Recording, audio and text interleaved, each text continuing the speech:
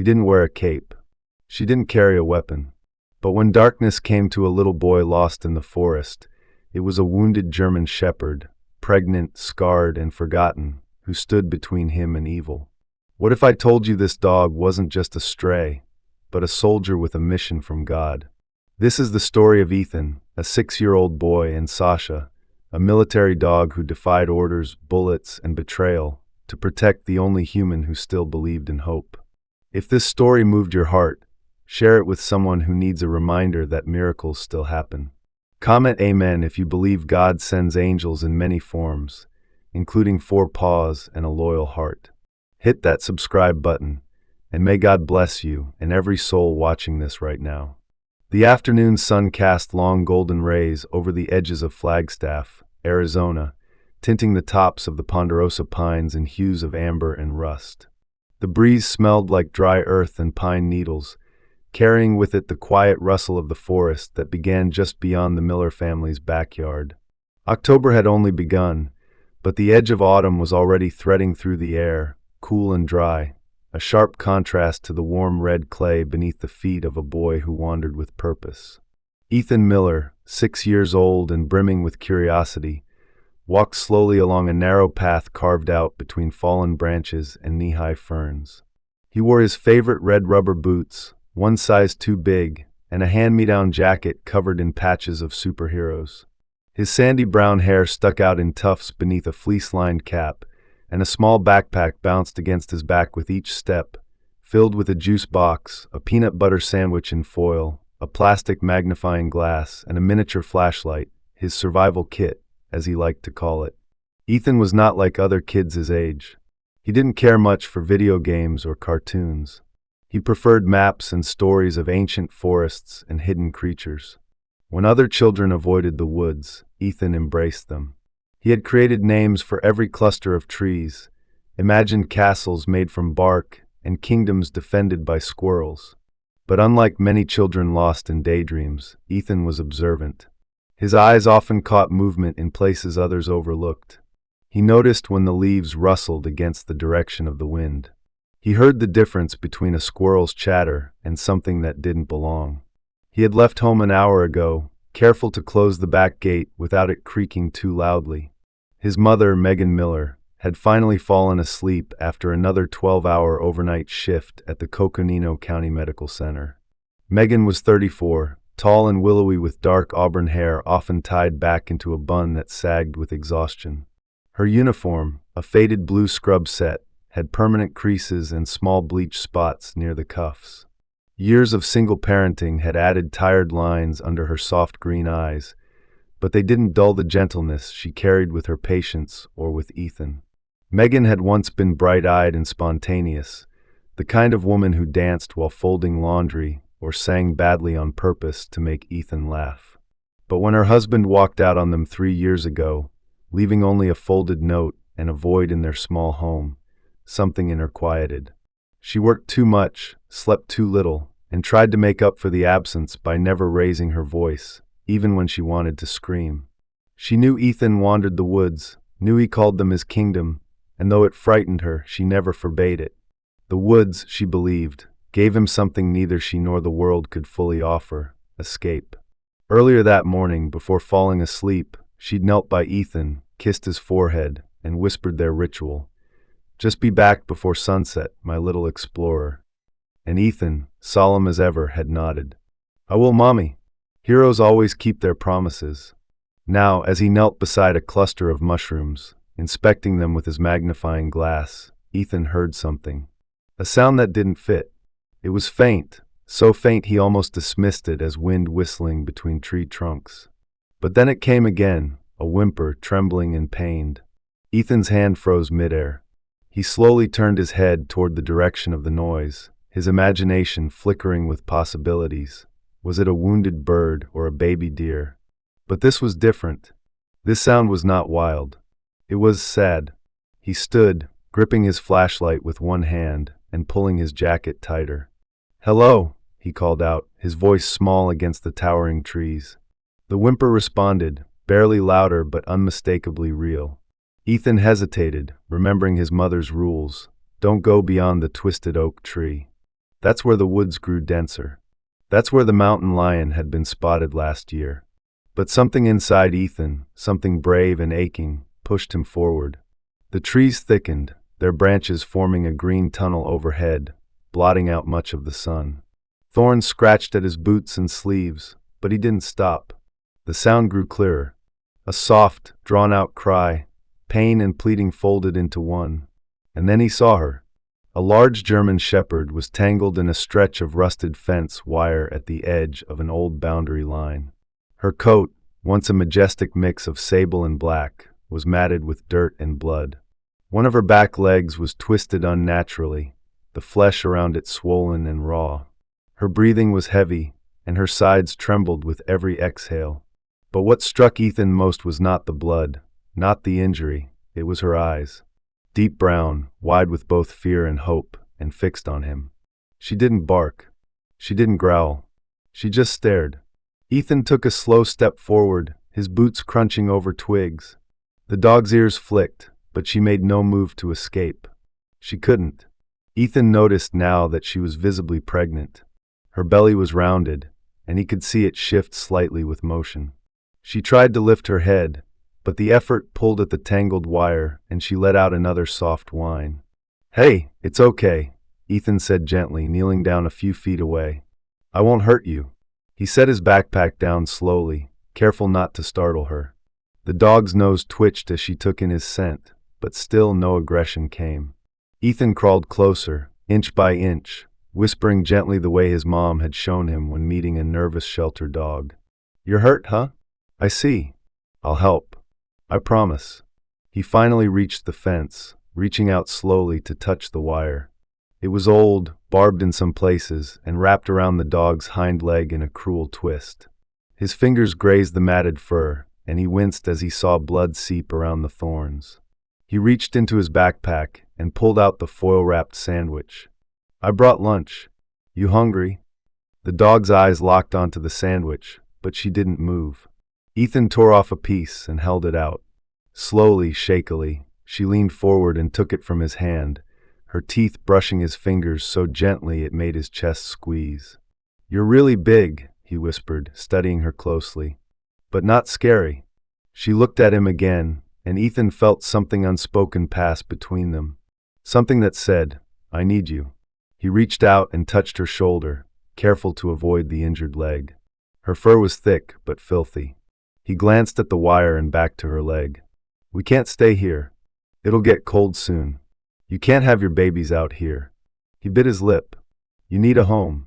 Ethan stood and looked back the way he came. The sun had dipped lower. He knew he didn't have long, but he also knew he couldn't leave her. "I'll bring you home," he said finally, his voice filled with resolve.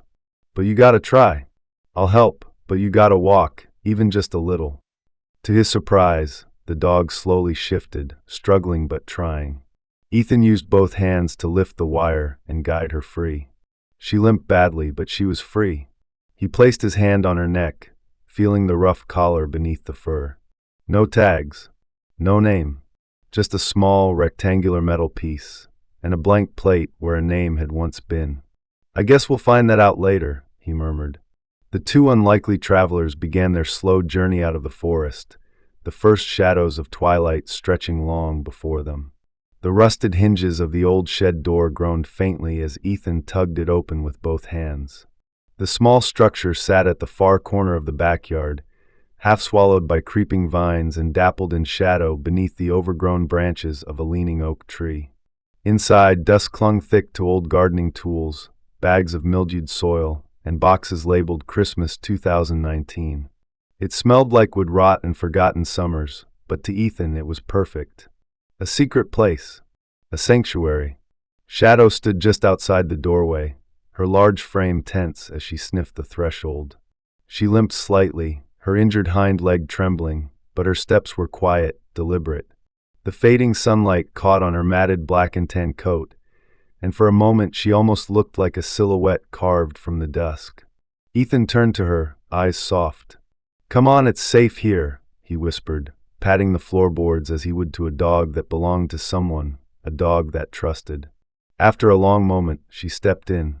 Shadow, as he had now named her, made her way to a corner near the back, lowered herself slowly onto the wooden floor, and let out a heavy sigh. Her round belly shifted with the motion, reminding Ethan again that she wasn't just hurt, she was going to have puppies. His chest tightened with responsibility he didn't fully understand, but it made him feel brave. Ethan rummaged through the shelves and found an old flannel blanket, torn but soft, and laid it beside her. She watched him the whole time, eyes never blinking. He spoke softly, narrating his every move like he'd seen his mom do when tending to animals at the clinic once. "This is your bed. It's not fancy, but it's warm. I'll bring food and water, I promise." As he knelt beside her, his hand brushed her collar again. It was thick, military-grade leather, the kind not found at local pet stores. It had no tags, just a rectangular metal plate where a name might have once been, now scratched to the point of illegibility. His small fingers traced over the gouges, wondering who would want to erase a name like that. Then he felt it, something lodged just beneath the inner fold of the collar. He slipped his fingers under and pulled out a small, flat object, a metal chip no larger than his thumb. It had strange etchings on it, not letters or numbers he could read, but something about it felt important, secret. He looked at Shadow. "Is this yours? Or someone else's?" Shadow didn't move, but her eyes seemed to flick toward the chip, just for a moment, before closing again as she rested her head on her paws. A sudden voice startled Ethan. "Ethan! Dinner!" It was Megan, calling groggily from the kitchen. Her voice was muffled by the wind and the partially open window of their two-bedroom home, visible just beyond the trees. Ethan panicked. "I'll be back," he told Shadow, tucking the metal chip into his coat pocket. "Don't go anywhere, okay?" He shut the shed door quietly behind him and sprinted across the yard, brushing leaves from his jacket and kicking off his boots at the porch. Inside, the kitchen smelled faintly of reheated meatloaf. Megan stood at the counter in a worn hoodie and pajama pants, her auburn hair loose around her face. The dark circles under her eyes were worse today, the product of too many shifts in the ICU and not enough sleep.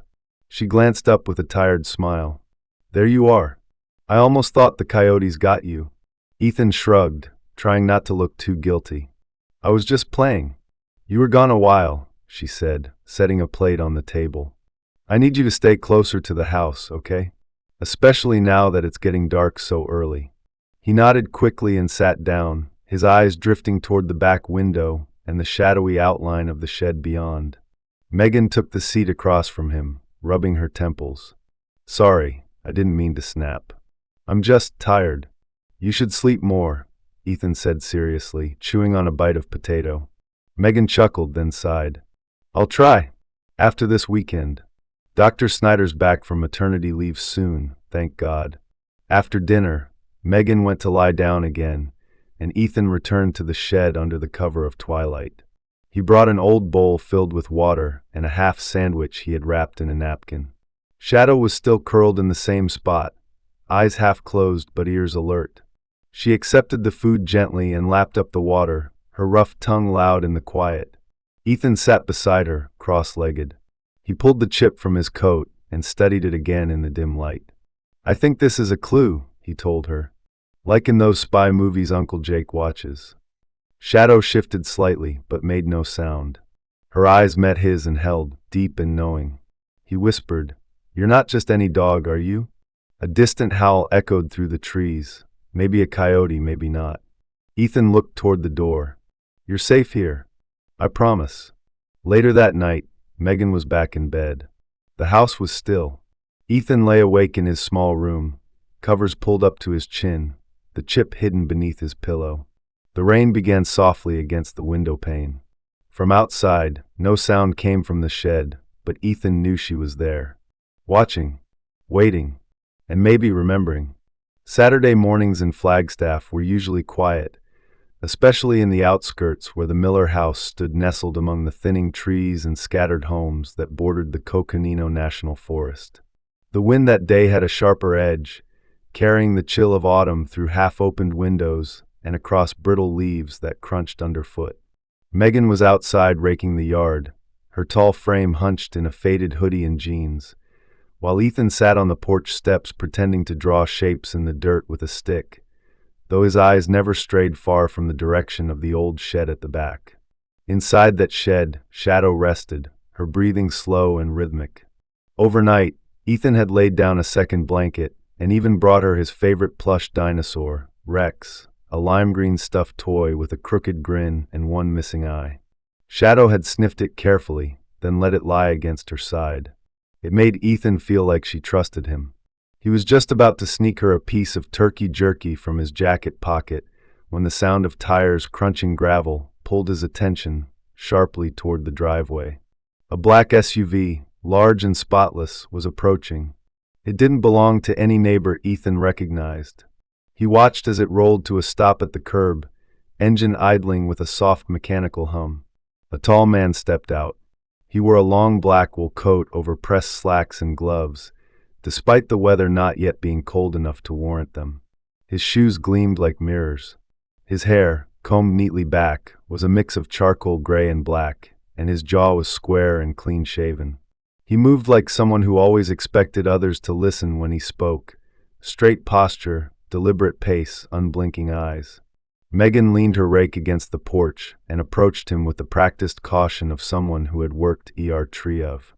"Can I help you?" she asked, one hand brushing dirt from her jeans. The man gave a polite but tight-lipped smile. "Mrs. Miller?" "That's me," she said, folding her arms. "I'm Cole. Richard Cole." He pulled a leather wallet from his inner coat pocket and flashed an ID badge, so quickly she barely had time to register the seal embossed on it. Something government-looking, though she couldn't be sure. "I'm with a private security task force assisting military law enforcement. I'm in the area regarding a canine unit that went missing during a transport 2 nights ago." Megan's brow furrowed. "Canine unit?" "Yes. A highly trained German Shepherd. Female. Dark coloring. May be injured. It's crucial she be located quickly. She's considered potentially dangerous." Ethan stood, heart hammering. He stepped down from the porch, trying to make himself look casual. "She's dangerous?" Megan repeated, her voice skeptical. "She was part of an experimental scent tracking operation. We've reason to believe she may have developed unpredictable behaviors after a failed mission overseas." Mr. Cole's tone remained level, but his eyes flicked toward Ethan briefly, and something cold stirred behind them. Ethan swallowed and spoke up. "We haven't seen any dogs like that," he said quickly. "Just Mrs. Henderson's poodle next door. That thing barks at everything." Cole turned toward him. "You're Ethan, yes? 6 years old." Ethan nodded slowly, the back of his neck prickling. "Uh-huh.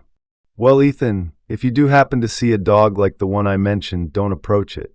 Call the number on this card immediately." He handed a white business card to Megan, who turned it over in her hand. "No agency. No title. Just a phone number in black ink." "Thanks," Megan said slowly. "We'll keep an eye out." "I appreciate it," Cole said, his polite smile never quite reaching his eyes. "Be careful. Both of you." He turned and climbed back into the SUV, door closing with a muffled thunk. The vehicle rolled backward down the street and disappeared around the curve like it had never been there at all. Megan stared at the card for a long moment before slipping it into her back pocket and turning to Ethan. "Weird," she muttered. "You'd think someone would put up a flyer if it were just a lost dog." Ethan forced a smile and nodded, then asked if he could go inside and finish his drawing.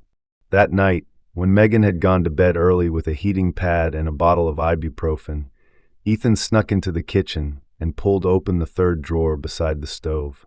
It was filled with mismatched charger cords and batteries, what Megan called the junk drawer. He found what he was looking for, her old phone. He tiptoed back to his room, the metal chip clutched in his hand. The device still turned on, though it took several tries and a lot of waiting. The cracked screen lit up faintly, asking for a passcode. Ethan hesitated, then typed in the numbers of his birthday, something his mom always said was the day that changed her life. The phone unlocked. Ethan opened the browser and, with slow, careful effort, typed in the sequence stamped on the chip, SK9M314G. He hit search. Several results popped up. Most looked like boring documents, but one headline caught his eye: U.S. Military Working Dogs, Program Alpha, SK9 under review. He clicked on it. The page took forever to load. But when it did, Ethan read slowly, mouthing each word as he went. The article talked about dogs trained for dangerous, specialized tasks, scent detection beyond explosives, biochemical markers, human hormone traces. The SK9 program had been declassified only partially. Dogs in the program were considered mission-critical assets. They didn't go to shelters. They didn't retire to families. They vanished. His hands trembled slightly as he looked at the chip again. Shadow had been part of this. She wasn't a runaway. She was hiding. From who? Ethan's stomach churned. He looked toward the window. The shed was out there, dark and quiet. But somehow, the night felt heavier than before. The street was silent, but Ethan could swear he saw something, a reflection, a glint of light, from the far end of the road. He pulled the curtains closed. The next morning arrived with a thin layer of fog rolling in from the forest, curling around the treetops like ghostly fingers. The air was damp, carrying the scent of pine needles and wet earth. Ethan stood at the back steps of the house, bundled in a hooded sweatshirt and jeans too long for his legs, staring toward the shed. His heart had not stopped pounding since he uncovered the truth about the chip. Shadow, no Sasha, was not a stray. She was part of something far bigger. Something secret. Something dangerous. When he opened the shed door, Sasha was awake, her head lifted, eyes locked onto his. She didn't wag her tail, but she didn't need to. Ethan felt it in the way she looked at him. Intention, recognition. Without a word, he reached for the collar of his coat and held out the chip. Her ears twitched slightly, then she rose with a low grunt of effort, limping but determined.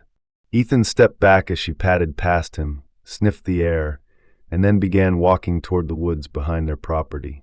He followed. The forest swallowed them quickly. Morning mist clung low along the ground, and damp leaves muffled Ethan's footsteps. Sasha led him off the beaten path, past the gnarled trunk of a lightning-struck pine, through a narrow corridor of saplings, until they reached a dense thicket nearly invisible from the outside. Sasha paused, looked back at Ethan, then pushed through the undergrowth. Inside was a hollow. The earth had been disturbed here once, long ago, and the broken roots and half-covered rocks told a quiet story of something hidden. Sasha sniffed around the base of a rotting log, then began digging. Dirt flew in sharp bursts. Her injured leg trembled, but she didn't stop. Ethan dropped to his knees beside her and began to help. A few inches beneath the soil, his fingers struck metal. They unearthed a canvas military backpack, weathered and stained. Its zipper was stuck, and one of the straps had been gnawed through, possibly by time or rodents. Ethan tugged it free and opened it slowly. Inside were three things. The first was a notebook, leather-bound and soft at the corners, pages yellowed and marked with strange, blocky handwriting and symbols, code, maybe, or military jargon beyond Ethan's understanding. The second was a black USB drive, scratched but intact. No labels. No markings. The third was a photograph. Sasha stood tall in the image, her coat glossy, ears alert, beside a man in desert fatigues. He was young, no older than 27, with skin the color of coffee, short cropped hair, and eyes that crinkled at the corners when he smiled. His name tag read L.T.A. Davis. On the back of the photo, scrawled in blue ink, Shadow and me Fort Bragg, 2022. Ethan stared at the image, then looked at the dog beside him. Your name, it's Sasha, he whispered. At the sound of the name, Sasha stilled. Her ears perked. She tilted her head and blinked slowly, as if the name stirred something long buried in her memory. Then she stepped forward, leaned her head gently against Ethan's shoulder, and stayed there for a moment. He didn't know why, but tears pricked his eyes. They sat like that for a while, the forest holding its breath around them.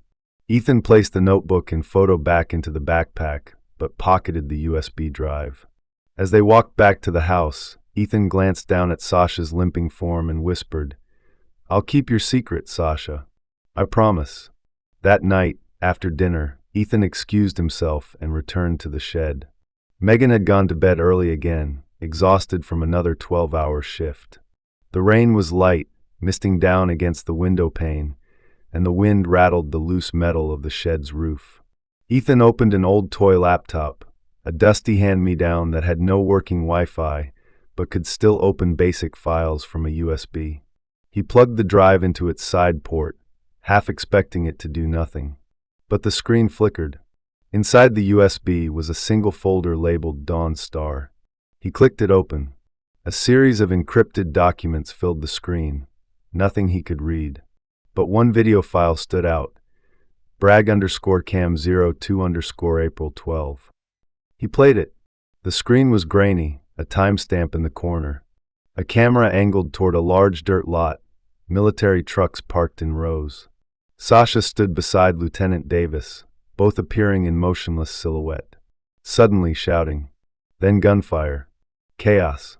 Davis crouched, shielded Sasha with his body, yelling something off camera. The footage cut to black. Ethan sat frozen. He didn't fully understand what he'd seen, but he knew enough to know it was real and dangerous. That night, as thunder rolled in from the west, Ethan lay awake in bed, clutching the photo under his pillow, Sasha's name echoing in his mind. The storm broke just after midnight, bringing with it sharp wind and sheets of cold rain that slashed against the windows of the Miller house. Trees groaned under the weight of the wind, and somewhere in the distance, thunder growled low and steady. Ethan couldn't sleep. The USB drive lay on the nightstand beside his bed, and the photograph of Lieutenant Davis was tucked under his pillow, the edges worn from his fingers tracing it over and over. Sasha paced restlessly in the shed outside. She never barked. She didn't whine. But Ethan could feel her anxiety through the walls, like static in the air. He bundled himself in his jacket and slipped out the back door, pulling his hood low against the rain. As he approached the shed, he noticed Sasha standing near the entrance, ears forward, body still. There was someone else there. A figure emerged slowly from the tree line, barely more than a silhouette against the flashes of lightning behind her. The woman moved with practiced control, neither hurried nor hesitant. She stopped at the edge of the yard, just outside the shed's glow. "Don't come any closer," Ethan shouted, trying to sound older than he was. He stood protectively in front of Sasha, his voice nearly lost to the wind. "I won't," the woman said calmly. Her voice was clear and level, with the slight huskiness of someone used to giving orders in chaos. "My name is Kara Thompson. I was with Sasha in Fort Bragg. I'm not your enemy." Ethan's fingers curled tighter around the flashlight in his hand. "Prove it." Kara stepped forward slowly and removed her hood. She was about 28, tall and lean with short-cropped auburn hair, soaked flat from the rain. A faint scar ran from her left eyebrow to the top of her cheekbone, not enough to disfigure her, but enough to mark her as someone who'd seen violence. Her eyes were the color of old pennies, warm, tired, and deeply aware. She wore a dark waterproof field jacket over a military-style shirt and cargo pants tucked into weathered combat boots. "I was a field medic," she said. "Charlie Team, Fort Bragg. Lieutenant Aaron Davis led our unit. Sasha, Shadow as you called her, was our best scent tracking K9. We served together for 13 months in northern Jordan. We lost good people." Sasha let out a low woof and took a single step forward. "She remembers me," Kara said softly, kneeling down. For a moment, nothing happened. Then Sasha slowly approached, her posture tentative but not hostile. She sniffed Kara's hand, then touched her nose to the woman's rain-slicked glove. A flicker of memory passed between them, silent recognition across a gulf of time and pain. Ethan lowered his flashlight. "She's been hiding," he said quietly. Kara nodded, her eyes never leaving Sasha. "After Davis was killed, I went underground. He discovered something he wasn't supposed to. Our team intercepted a shipment of U.S. weapons en route to black market buyers. Davis followed the trail. It led to people far above his clearance. Men like Richard Cole." Ethan's breath caught. "Mr. Cole came here. He said he was looking for a dangerous dog." "He's not government," Kara said flatly. "Not anymore. He works for a private network, a shell corporation that launders illegal arms through military surplus.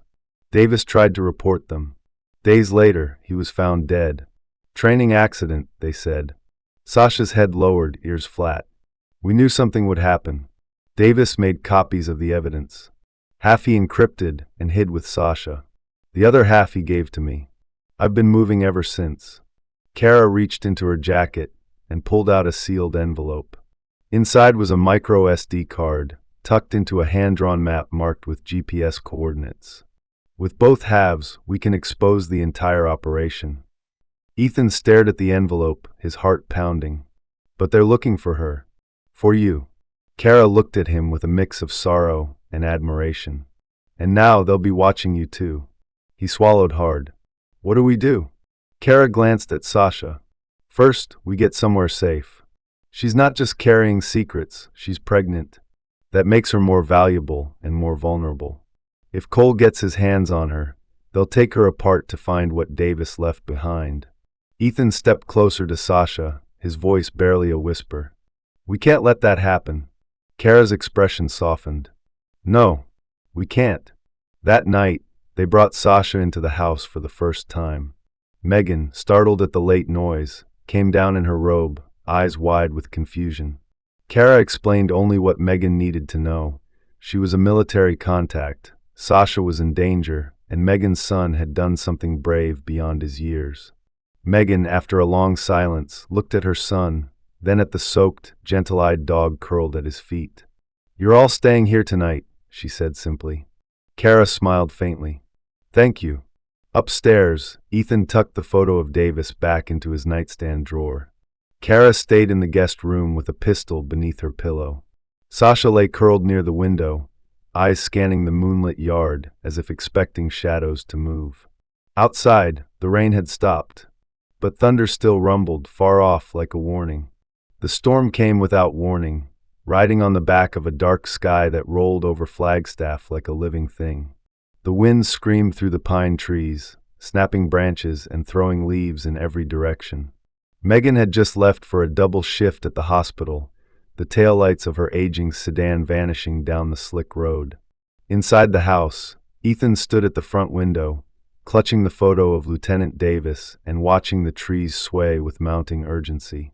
Sasha lay curled beside the couch, belly distended, her breathing shallow but steady. Kara was pacing. We need to go, Kara muttered, pulling on her jacket, her voice sharp with tension. He's too close. Ethan turned. How do you know? Kara didn't answer. She simply handed him a small, mud-smeared device, a GPS tracker she'd found wedged beneath the rear wheel well of Megan's car that morning. They're here. Maybe not on the road, but close. And Sasha can't stay in this house. Sasha raised her head slowly, sensing the shift in energy. We head toward the national park perimeter, Kara said. There's an old fire lookout and a ranger outpost. It's been abandoned for years, but it'll give us cover. Grab your bag. I'll carry Sasha's file and gear. The three of them slipped out the back door, just as the first drops of rain began to fall. Ethan carried a small backpack with essentials, flashlight, a bottle of water, the USB, Davis's photo, and a crumpled protein bar. Sasha moved slowly, each step labored. Her wound had not reopened, but her belly dragged lower now, and her eyes had grown dim with exhaustion. Still she followed. The forest was unrecognizable in the storm. Trees became shadows, branches whipped across their path, and the mud made the trail treacherous. Lightning split the sky in jagged streaks above the canopy. Thunder cracked like a cannon. Ethan slipped more than once, but kept moving, Kara always just ahead, guiding them with the confidence of someone who'd walked through fire before. Then, behind them, a shout. They're here!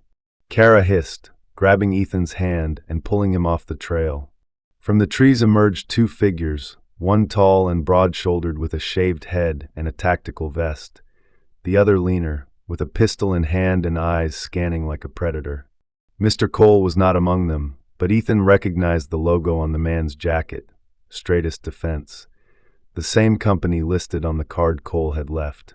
They ducked behind a fallen log, Kara shielding Ethan with her body as the footsteps drew near. Sasha, silent and soaked, pressed close. One of the men paused, sniffed the air, then turned away. Keep moving, the larger one growled. Tracker pinged north. They disappeared into the woods. Kara didn't wait. She stood and motioned forward. We move. Now. They pushed deeper into the forest, off the main trail. Ethan's legs burned. The wind howled. Sasha was beginning to lag, panting heavily, eyes glassy. Then, in the distance, against the slope of the hill, a structure emerged. The fire lookout station. The stairs creaked under their weight, and inside, dust and age greeted them with a musty breath. Wooden walls groaned with the wind, but the place was dry and intact. Sasha collapsed beside a wall, whining low. Her body trembled. She's going into labor, Kara said immediately, dropping to her knees. Ethan, get the blanket from your bag. But she's not ready, he cried. She is now. Storm stress. The run. The injury. She's holding on by instinct. Thunder rolled, closer now. The windows rattled as Kara began preparing the space, her movements quick and efficient. Her voice was calm but urgent. It's going to be rough. We're too far from any vet. You'll have to help me. Ethan knelt beside Sasha, his fingers trembling as he stroked her soaked fur. You're okay, he whispered. You're safe. Sasha let out a low, guttural sound. Then the first contraction hit. The next hour passed in a blur of rain and pain and whispered encouragement. Kara guided Ethan through each moment, teaching as she worked. How to clear the puppy's airway, how to rub its chest to stimulate breath. The second pup came more easily than the first. Both were healthy, tiny, slick with afterbirth, eyes sealed shut. Sasha licked them clean between contractions. Then came the third. It was smaller, paler. It didn't cry. Ethan froze. Kara checked it quickly, frowning. Weak heartbeat. We need to act fast. Ethan didn't think, he just did what Kara had taught. He wrapped the puppy gently in a corner of his jacket, rubbed its chest with 2 fingers, whispered softly, Come on, come on. Then a faint yelp. The tiniest cry. He looked up, grinning through tears. She's okay. Kara smiled. You saved her. You name her. He looked at the fragile little pup, her pale golden fur sticking up in wet tufts, eyes closed as she nestled against Sasha's belly. Luna, he whispered, because she was born in the storm, under the moon. Outside, the rain began to slow. Inside, a mother curled around her new family, and a boy felt the weight of the world settle onto his shoulders, and for the first time, he stood a little taller beneath it. The morning after the storm was deceptively quiet. The woods around the old fire lookout were still slick with rain, glistening under pale shafts of light that broke through the clouds. The air smelled of pine, wet bark, and something deeper, change. Inside the station, Kara checked her military-grade satellite communicator for the 3rd time, frowning. Her fingers, though calloused and sure, trembled ever so slightly. Ethan sat beside Sasha, who lay curled protectively around her 3 pups. Luna, the smallest, nestled between her mother's legs, her breathing shallow but even. Sasha's eyes followed every sound outside, and her ears remained alert despite the fatigue that weighed on her. Kara finally let out a breath. I made contact. Ethan looked up. Signal went through to a classified channel. A clean unit from Fort Carson is on its way. ETA 6 hours. No more than 8. Is that good? Ethan asked, rubbing Luna's soft fur. It's our best shot, Kara replied. They'll come clean. No coal. No private contractors. Real soldiers. Davis's old friends. People who still believe in the oath. She knelt beside Ethan, placing a hand on his shoulder. We just need to hold out a little longer. The silence that followed was too heavy. It wasn't relief, it was anticipation. And dread. By noon, the sun had risen fully, casting gold over the treetops. Kara stood watch outside the lookout tower, her sidearm holstered but unlatched. She'd been a soldier long enough to know that when things felt too still, something always came next. It came in the form of a metallic clink. Ethan heard it too, a low, irregular crunch of boots on forest soil. Not the rhythm of someone hiking. It was the sound of someone hunting. Kara turned, her voice a sharp whisper. Grab the pups. Go behind the supply crates. Don't make a sound. Ethan did as he was told. His heart pounded in his ears as he held Luna close and tucked beside the rusted shelves. Kara crouched by the door, eyes narrow, breath steady. Then the door burst open. Mr. Cole stepped in first. He wore the same black tactical coat as before, now torn at the sleeve. His face was gaunt, more lined, with cold fury in his blue-gray eyes. Behind him were two men, armed, silent, efficient. Not thugs. Ex-military. Hired for precision. Cole's gaze swept the room. Did you really think I'd lose a dog I trained? Sasha growled low from behind the crates. Kara stood, weapon raised. You'll have to go through me. He smiled. I planned to. With lightning speed, one of the men raised his rifle, but before he could fire, Sasha launched from the shadows. The once wounded German shepherd became a streak of muscle and fury, teeth bared. She slammed into the shooter's arm, forcing his shot wide. The gun clattered across the floor. Kara fired once, striking the second man in the leg. He dropped instantly with a cry. Cole turned toward Ethan, who tried to run with the pup still bundled in his coat. Give me the dog, Cole hissed. Ethan didn't move. His feet were frozen. But Sasha did. Bleeding from her flank, she charged at Cole. He stumbled back, raising his arm to block, but Sasha clamped down on his forearm. He screamed. Kara was there in seconds, kicking his knee out from under him. Cole dropped. It was over in 30 seconds. Blood on the floor. The storm of breath. The raw, echoing silence of violence finished. Kara cuffed Cole with plastic restraints from her pack. You're not walking out of here. Outside, faint rotor blades thumped against the sky. Reinforcements had arrived. 2 Black Hawks descended into the clearing behind the ridge. Soldiers in digital camo fanned out, securing the perimeter and collecting the injured. A gray-haired major with sharp hazel eyes stepped forward. Kara Thompson? She nodded. Lieutenant Davis's files are secure. This boy, Ethan, kept the dog and pups alive. Without him, none of this would have made it out. The major turned to Ethan, who clutched Luna tightly to his chest, his eyes still wide but no longer scared. The man knelt slightly to be level with him. You did good, son. We owe you. Kara stepped beside the major. Sir, I have a request. The smallest pup, she's bonded with Ethan. I believe it's best she remain with him. He's earned her.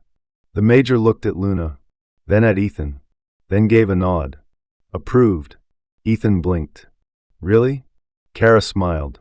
A soldier doesn't always wear a uniform. You've already proved your loyalty. As Sasha was loaded gently into a medical transport crate, she let out a soft whine and nuzzled her nose against Ethan's hand one last time. Kara looked at her with quiet reverence. She'll recover, and when she's ready, she'll be honored.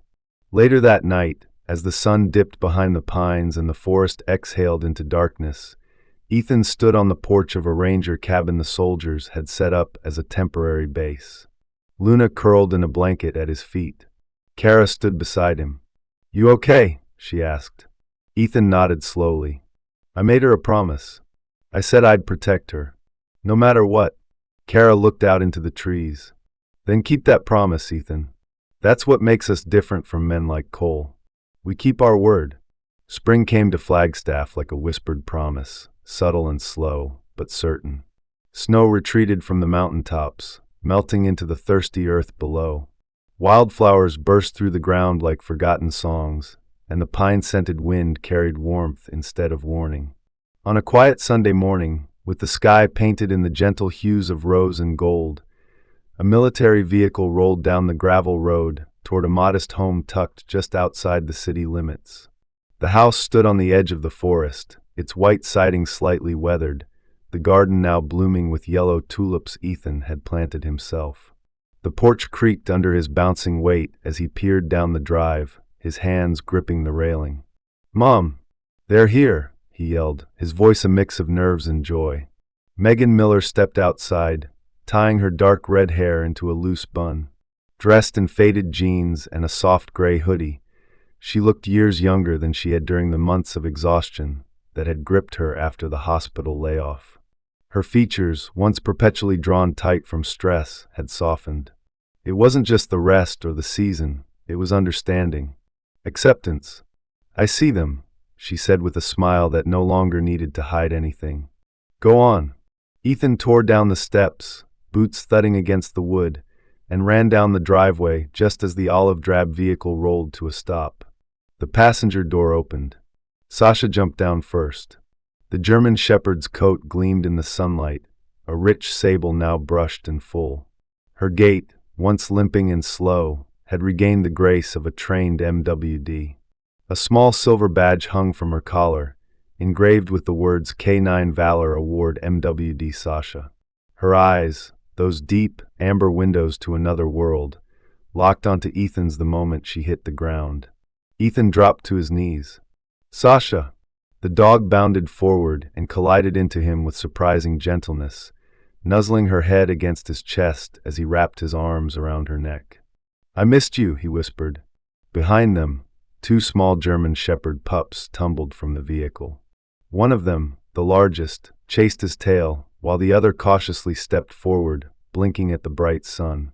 Luna, smaller than her siblings but alert, head tilted as if she still remembered. Kara Thompson climbed out next. Her posture was tall and confident, even in civilian jeans and a plain navy jacket. She'd let her dark brown hair grow out a bit since her discharge and no longer wore the distant gaze of someone stuck in the past. In her hands was a manila envelope. She approached Megan with a warm smile. You must be Megan. I am. And you must be the woman who saved my son's life. Not alone, Kara replied, glancing toward Sasha. We all played a part. They shook hands, firm and steady. Kara handed her the envelope. Official records. Sasha's service file, full clearance from the Department of Defense, and legal adoption documents for Luna. If you agree, she's yours. Fully registered and protected. Megan opened it slowly, her eyes widening. Are you sure?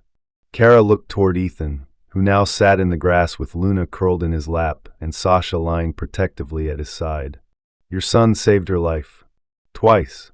And her mother's. It's only fair. A soft silence settled between the 2 women. Then Megan nodded.